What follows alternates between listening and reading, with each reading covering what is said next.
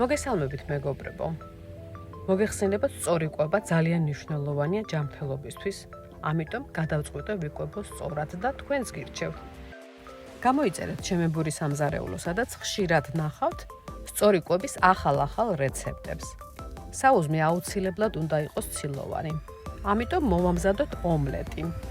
100 ან 150 გრამის სულგუნი დავჭრათ კუბებად და მოვათავსოთ გახურებულ ტაფაზე. ვამზადებთ დაბალ ტემპერატურაზე.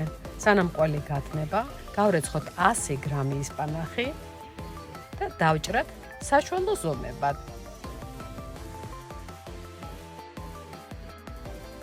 აი ასეთნაირად გადნება სულგუნი და შემდეგ დავამატოთ დაჭრილი ისპანახი. კარგად აურიოთ.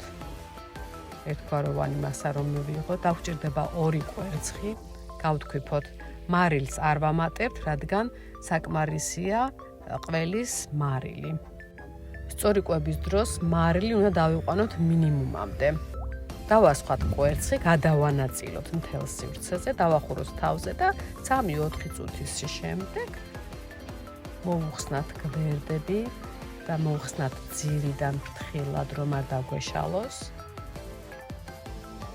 და ფრთხილად გადმოვაბრუნოთ. გავაჩეროთ კიდე 2 წუთი, რომ დაებრაწყოს ძირი და უგემრიელესი ომლეტი მზად არის. აუცილებლად მოამზადეთ და ადევნეთ თვალი ჩემებურ სამზარეულოს და იკვებეთ სწორად. გისურვებთ ჯანმრთელობას.